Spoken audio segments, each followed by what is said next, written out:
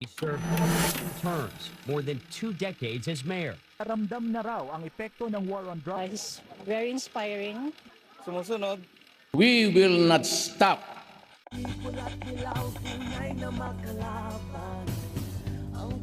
Isang makasosyo historyang araw po sa ating lahat. Andito po kami sa boundaries ng Makati at Maynila upang maghanap ng mga makakapanayam ukol sa paksang war on drugs na dating pinatupad ng dating Pangulong Rodrigo Duterte. Dito, malalaman natin ang kanilang karanasan, pananaw, at kalaman hinggil sa nasabing paksa. Tara na't balikan ang historya! Concept. I-post nyo para walang ian na para totally na talagang nasa-under permission kayo para walang masabi yung mga manonood o yung mga tagapakinig.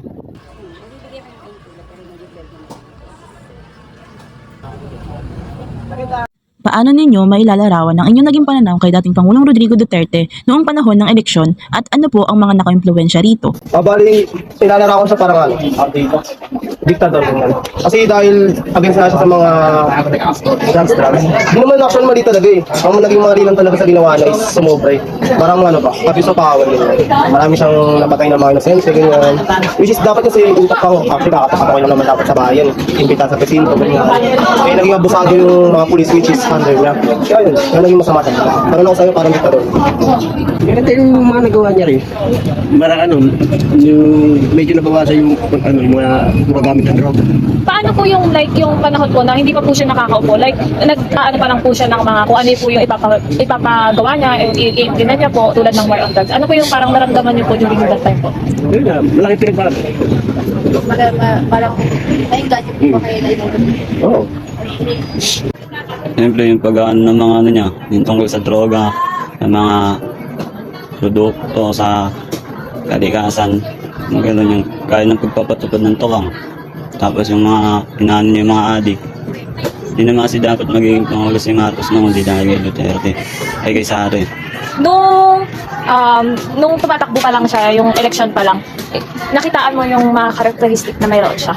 Siya yung nagustuhan ng Pangulo. Kasi si Duterte, pag si Duterte naging Pangulo ulit, siyempre mababago na naman yung Pilipinas. Hindi naman sasali sa gera. Yung mga, di na babalik ang mga adik.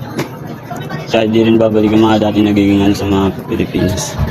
Ang tingin ko yung ginawa niya about sa drugs. Nakatulong naman dun eh. Kasi nabawasan talaga yung mga addict sa lugar. Kaya lang, that time kasi di ba, ang mali lang dun, yung nauso yung tukang. So yung tukang, ngayon yung medyo nakakatakot eh. Dahil maraming naging biktima si Duterte dun. Na, hindi naman si Duterte talaga eh. Kaya lang yung mga tao niya, yung mga nakusan niya, yun yung gumawa ng akbang na hindi maganda. So yung Bago pa po siya umupo, yung election, yung mga mga pinangako niya po na i-implementa niya, ganyan. Yung iba naman talagang natupad niya. Wala naman, yung ibang pinangako niya is natupad niya. Tapos maganda naman yung ibang intention niya. Meron nga lang talagang hindi maganda or medyo na-exage niya yung ginawa nila. So, dahil sa mga tao niya siguro. Pero yung ibang programa niya, maganda naman. Talagang nakatulong din naman sa atin kahit paano. Oo, no. Unang-una, naging presidente natin siya ng Pilipinas. So, naging maganda naman yung naging agenda ng patakaran ng pagiging presidente niya. So, napatunayan niya yung tungkol dun sa war on drugs. So, doon naniniwala ako sa kanya dahil sa ginawa niya. Kaya, para bang nabawas-bawasan yung mga krimen na nangyayari dito sa ating bansa. Nung election po ba, parang na tinataglay niya po ba yung mga qualities na hinahanap niyo po sa isang leader, sa isang presidente? Oo, kasi makikita rin naman natin sa kanya kung paano siya magsalita, kumilos at magutos. So, ibig sabihin, nung kapanahonan niya, ako sa kanya, nakadepende ako sa kanya kasi nung naging presidente natin siya, talagang totally na ako sa kanya. Saludo. Ano po ang masasabi nyo sa nangyaring war on drugs ni dating Pangulong Duterte? Malay nyo, hindi naman siya naging effective or something na naging maganda. Kasi mas lalo hindi naman siya actually naging maganda kasi lalo lang mas dumami yung nag-addict yun eh. Nagtao may takot, nagtatanong nagtatakot sa mga taong kumbaga ayun nga, basta hindi siya naging effective talaga. Nagtago lang yun, sa after nun, bumalik lang din. Kayo po personally, parang naging na parang nakakatakot, kabas, So lalo na COVID yun, yung panahon na nagsimula yun. Tapos syempre, di mo naman alam na kung may mangyayari ba sa pagkadalabas mo, ganyan. Kasi di ba sa mga inosente nangyayari? Sa mga adik pala nangyayari, wati sa mga inosente pa. Siyempre, medyo kinabahan din dahil siyempre maraming kalugar ko rin ng mga ganyan, marami. Ano po, sa tingin niyo po, ayun na po, yung sa naramdaman niyo. Naramdaman niyo po ba na safe po kayo? Or like, parang ano po pinakapan po kayo? Safe naman ako dahil hindi naman ako gumagamit. Safe, parang pakiramdam niyo po, ay safe po kayo. Siyempre, hindi ko naman naranasan yun.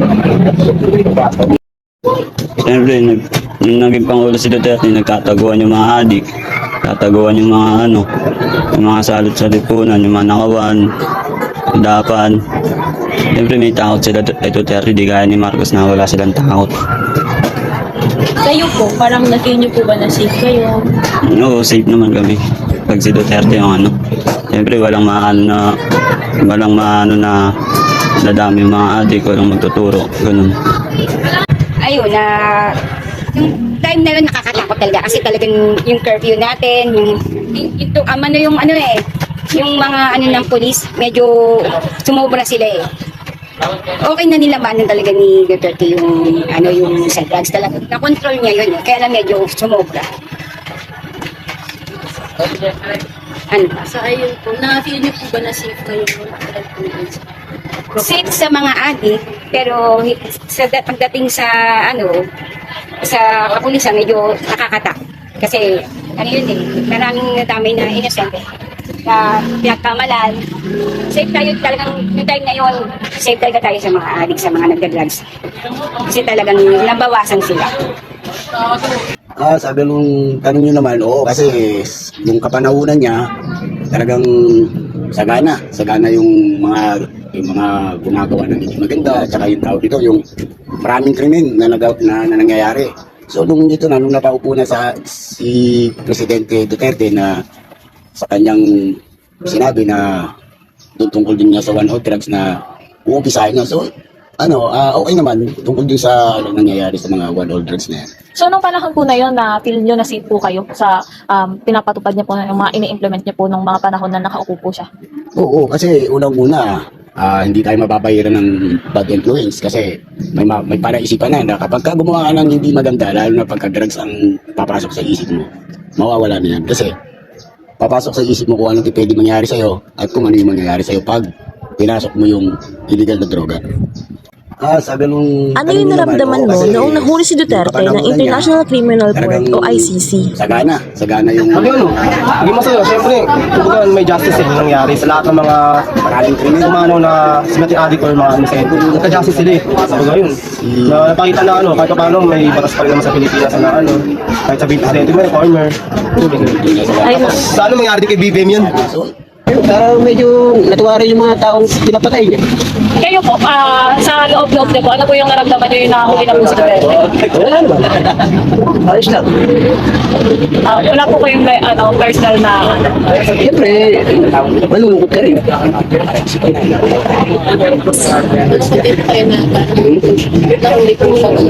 Siyempre, malulungkot ka dahil gano'n nga. Parang naramdaman niyo po na parang napapakita po yung Duterte yung mga gusto niyo po sa isang presidente. Tsaka hindi niya rin makagustuhan niya, mga mga bataan niya rin medyo may pakala dyan, hindi naman siya. Siyempre masama ang loob ko dahil kay Marcos. Si Marcos tinalo rin niya si Sara, di ba? Hindi dahil kay Sara, di siya magiging Pangulo. Kaya mas maganda si Sara na lang din tumakbo sa 2028 eh. Bali po, nakikitaan niyo rin po si Sara na pwedeng maging Pangulo. Ganun. Parang pinaglalaban din ni Sara yung karapatan niya sa tatay niya. Kumbaga, sa tingin mo na kapag binalik ulit yung Duterte, ganun pa rin katulad ng dating term na ni dating Pangulo Rodrigo Duterte? Oo, ganun. Kasi pag sila ulit naging Pangulo, siyempre magtataguan na naman yung mga adik, diba? Tataguan na naman yung mga salot sa lipunan. Dapat. Ganun. Dahil yung yung mga kalaban nila sa presidente, yung mga gustong tumabla sa kanila, hindi na nila kayang tablayin. Hindi kagaya ni Marcos na nanulo. Diba? Magkakampi sila ni Marcos, tinalo lang din yung si Sara. Pinalaban nila si Sara. Sa ngayon po, parang hindi po ba kayo satisfied sa current na term po ngayon president? Kahit yun, hindi ako magiging kay Marcos, kay Duterte. Naramdaman ko nung mixed emotion na tama naman nang nung siya sa yung ibang sa nangyari, pero kumbaga mix tama na, pero gusto ko yung nangyari na sa war talagang dapat na walang adik, diba? Kasi ngayon parang nagbalikan Ano namin nagawa si Duterte kaya nakakapanghinayang din, nakakaano. Kung yung batas, wala tayo masyado sa batas, yung nangyari sa kanya, hindi ko naman yun kasi talagang yun yung batas parang nilabag niya yung ibang batas nilabag niya. Pero yung laking tulong ni Duterte kay paano sa akin. Pero po sa opinion nyo, dapat po bang ibalik na lang dito na lang sa Pilipinas litisin sa Duterte o ipagpatuloy yung ICC na yung humawak ng kaso niya? Kasi pag dito sa Pinas, parang gulo rin pag nandito sa Pinas kasi hindi naman kapayag yung ibang kampo ni Duterte na maano siya, nakulong siya talaga. Pag sa ICC naman, yun nga lang malayo sa pamilya niya, kaya lang hindi talaga makakakilos yung iba. So, para po sa inyo, nakikita niyo po ba yung mga qualities ng isang presidente kay Duterte? Oo, nung time na presidente siya, kahit palamura siya, pero talagang nakita naman natin yung improvement ng Pilipinas kahit paano. So, para po sa inyo, sa tingin niyo po, sa opinion niyo po, meron po bang chance na sa inyo po ay parang iboto niyo po siya if ever tatakbo po? Pwede. Kasi, pwede. Kasi nagustuhan ko rin naman yung yung term niya, yung time na nagkano siya. Marami kasi talagang, hindi naman di tayo halos napabayaan yun. Kasi nung pandemic na si Duterte pa rin yung presidente natin. Ngayon, yun lang, sana bawas sa tao lang na mga suga pa sa karyarihan, ganun. Yun lang naman yung nakapagpaano kay Duterte. Hindi naman lang siya kumikilos. Marami kasi siyang lalamay na kaya naging ganun. Kung hindi man si dating Pangulong Duterte, kung yung anak niya po tatakbong iboboto niyo po ba ang pipiliin na Duterte, panibagong Duterte? Hindi ko alam kasi iba pa rin yung tatay sa anak Hindi depende sa kalaban niya kung sino yung nakakalaban niya. Pero okay naman sila, kaya lang depende pa rin. Hindi ko pa masabi kung siya na ba yung iboboto ko or yung anak niya, hindi ko alam kung sino sa anak niya, di ba? Depende rin sa yung nakakalaban niya. Ayun, no? Kasi hindi natin masasabi. Alam nyo naman ang mga pananaw ng mga tao, may tama at may mali. Pero nung doon sa pagkakahuli niya, siguro, kino-question lang siya tungkol dun sa mga nangyayari, bypass niya. So, parang nagkaroon lang ng maraming issue. Kaya sa ganung bagay na hanggang yun, na nagkakaroon na nga ng kasalanan o parang siya na yung tumatanggap ng mga kasalanan na mga nangyayari sa kanya. Paano po yung personal niyo pong naramdaman yung nahuli po siya? Ano po yung paano niyo po siya tinake yung hinuli po siya ng ICC? Siyempre naman, para sa akin, dahil di ba, nakaka-ano rin ng damdamin kasi nung kapanahunan niya, inilalagay natin sa pag-iisip natin yung mga nagawa niya. So ngayon, nung ito na siya, nung nahuli siya ng ICC, nandito pa rin yung pagkukuro-kuro natin na iniisip natin na bakit siya hinuli at kung anong dahilan dahil nga dun sa mga sinasabi ng mga karamihan ng mga taong bayan at tungkol dun sa 1 on drugs na marami siyang napatay o pinatay o napag-utusan na pumatay o naglaban.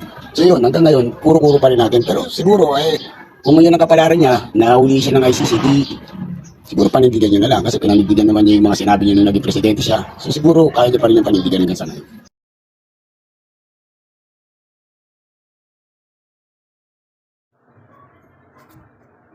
Batay sa mga isinagawang panayam ukol sa paksang war on drugs, lumitaw ang magkakaibang pananaw ng mga naging kalahok.